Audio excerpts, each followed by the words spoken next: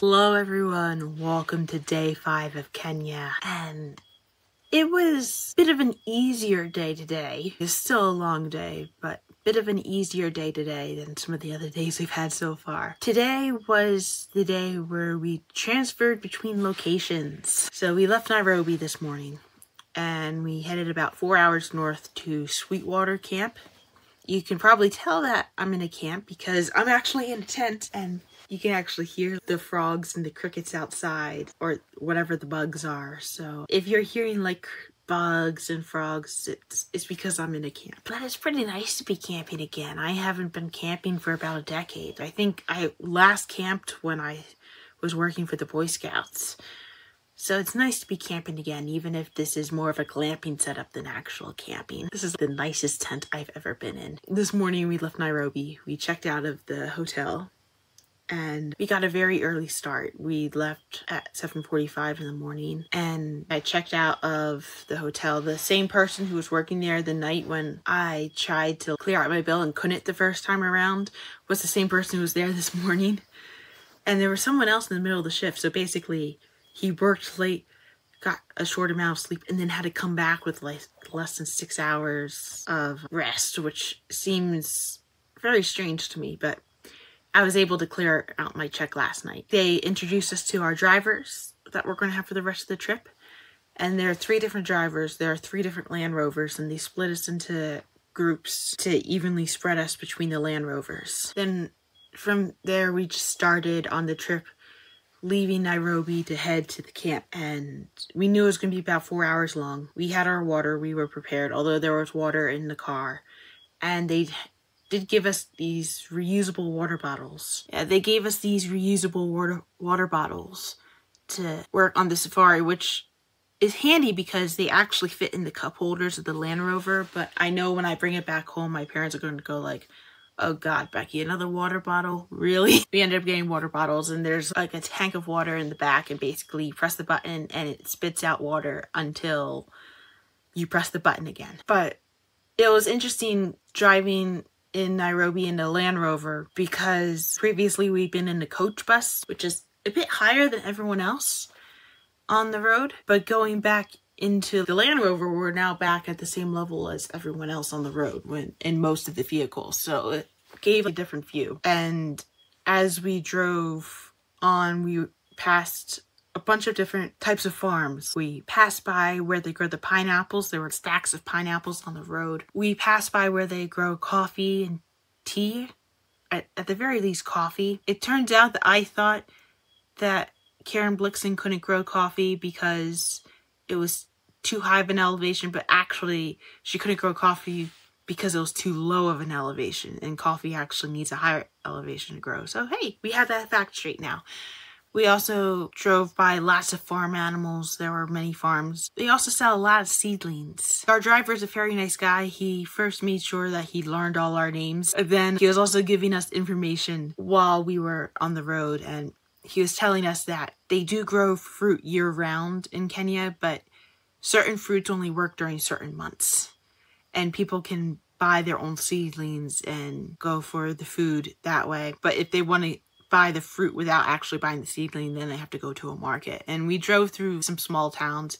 It's like the African equivalent of driving through a small town in the States. Like when you go to a beachside tourist town, except this was more like a landlocked country. Kenya is not landlocked, but this is more of a landlocked location. There was also a lot of construction on the road because they are in the process of forming a second lane to the highway, making it from a one-way highway to a 2-lane highway. So they were working on construction at the moment. There's a section of the road where it's just littered with rocks. They're like sizable rocks everywhere. It makes it impossible to drive on the road. And it turned out they do that specifically so cars will not drive down the road, so that way humans will have a place to drive. They had like signs along the road that said Kenha, and it's like, I didn't know what it meant, so I asked, and it turns out it's not an alternative spelling for Kenya, which is what I was wondering, but more it stands for the Kenya National Highway Authority. So it's basically their version of PennDOT, or like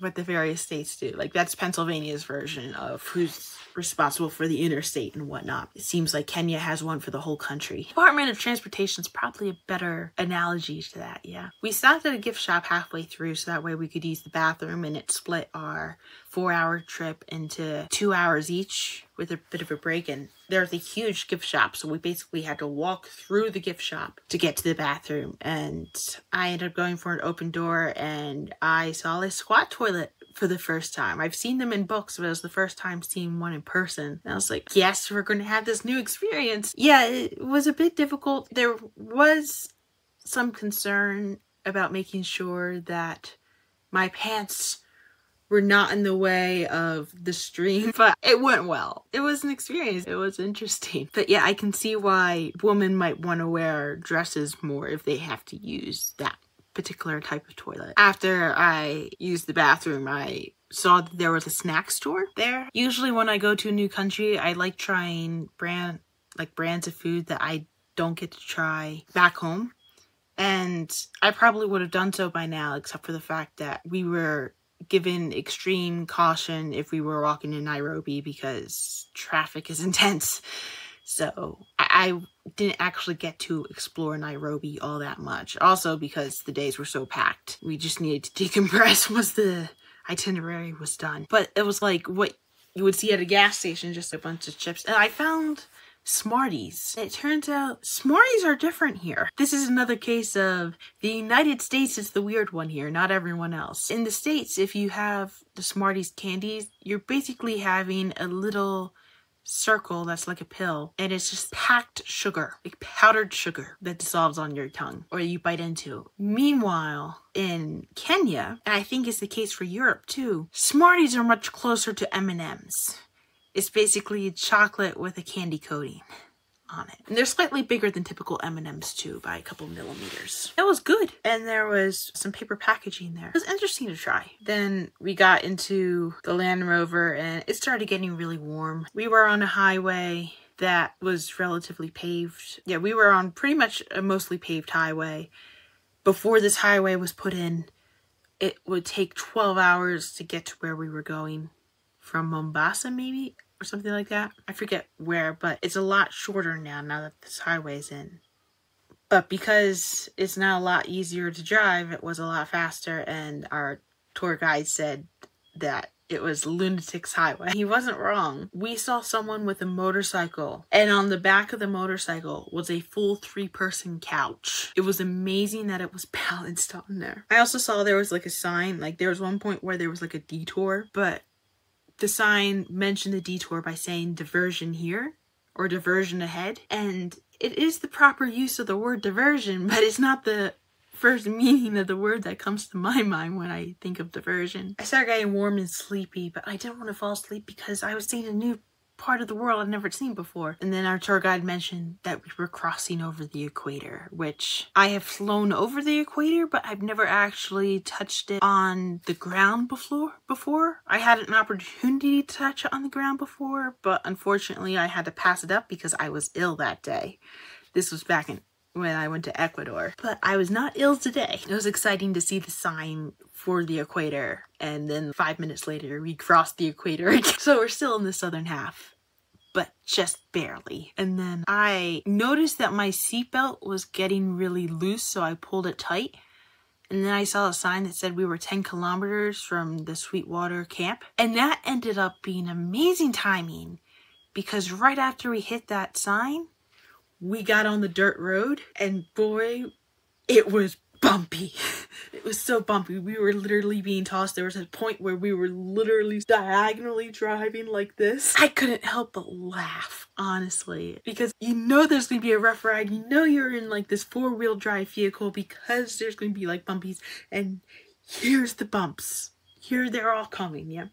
So I was excited. One of the other ladies that I was driving with found this entertaining. We drove into the conservatory, we started seeing animals, and then we drove even more into the camp. They welcomed us in with a welcome juice, and there was a washroom. After that, we got a little quick orientation about the camp. We're invited to lunch, and lunch was a buffet. The food was very, very good. During lunch, we were given our room numbers, and when we left lunch, we were let back into the room that had all our small handbags because it was locked, because the handbags would have gotten in the way during the actual meal. And then we had to claim our bigger piece of luggage. So basically I tapped my bag and a porter came and literally guided me to my room while pulling my bag along behind him, which was very nice of him. And then we entered the tent and he showed me like where all the light switches were, and he explained how to use the shower, which was nice because I always find that to be a very difficult part, is like figuring out how the shower works, especially when you don't want to waste water, but you also want the water to get hot at the same time. We also saw some rhinos on the way to lunch because there is a lovely view of a watering hole. And there's actually a view of the watering hole from outside my tent as well. And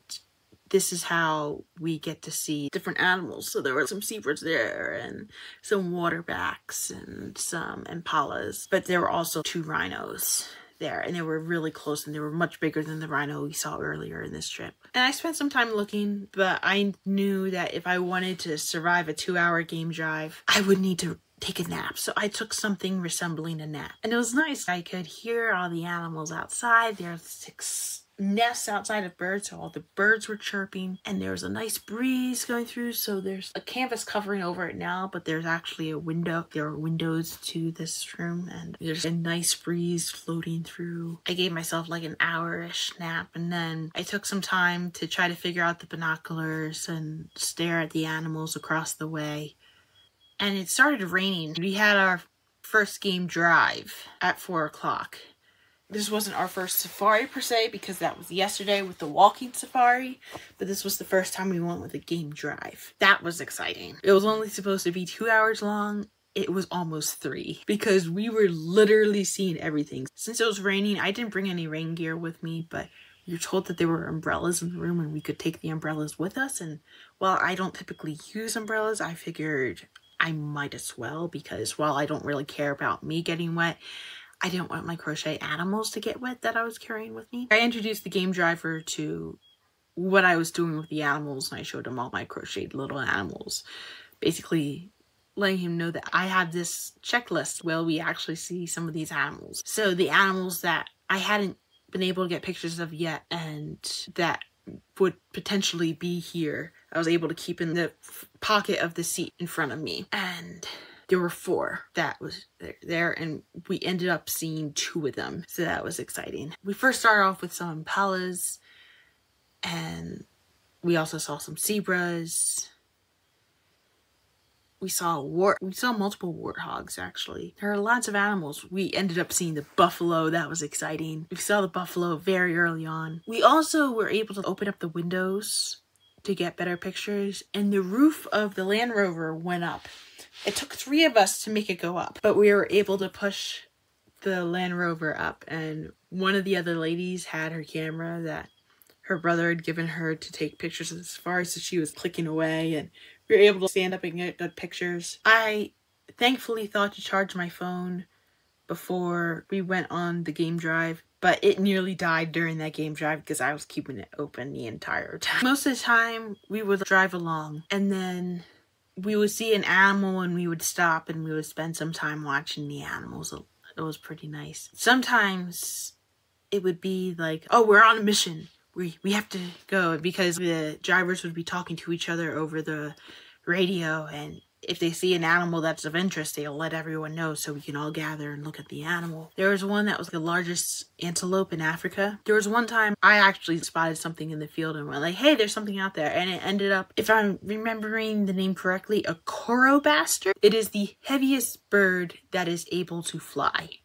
It's 19 kilograms or something like 90 pounds, and it almost looks like a llama. And there was one point where we were looking at a male one that was trying to attract a female, and the driver's like, you're impressing the wrong females. Because we were very impressed by the bird, but the female Coro didn't seem very impressed. Also, our driver said that the impalas are the only McDonald's in Kenya, and the reason why he calls them McDonald's is because if you look at their behinds, it looks like an M. Yeah, we also saw some hyenas. We got really close to some hyenas, towards the end on our way back, there were some hyenas that were actually walking along with the vehicle. We saw some babies, they were poking their heads up. But there was one time we went on a mission and it was like, it's time to go on a mission. And he's driving and suddenly he goes off the road and he drives into a grove of acacia trees. And he knows where he's going. Our driver knows where he's going. But we pull up near 2 other Land Rovers and we ended up finding a pride of lions.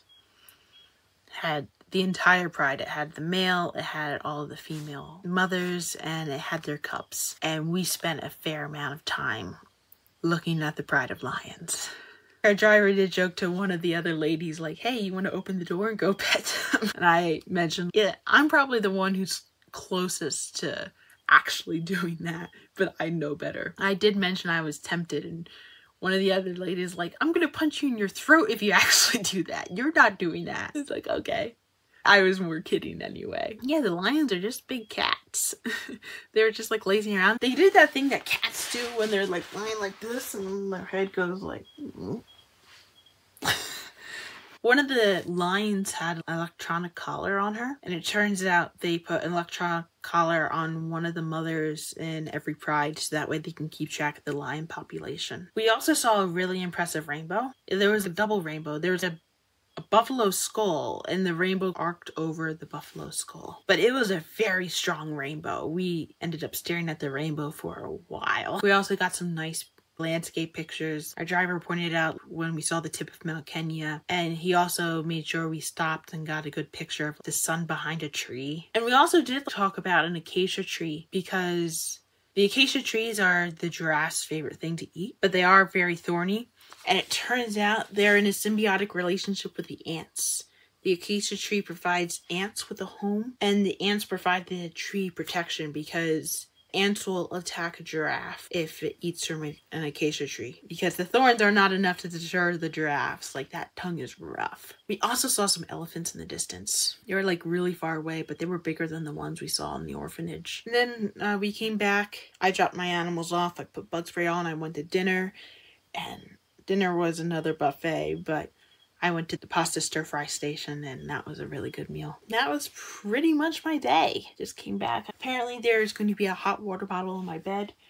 I can see they've already turned up my bed, and they put my little moose against the pillow. I love it when I leave stuffed animals on the bed, and then you see that housekeeping has moved the stuffed animal to be lovingly placed against the pillow. I bet they probably get a kick out of that too. But yeah, we have a very full day today, so I want to get some sleep, especially since we're going on another drive at 6:15. But yeah, it was a very good day.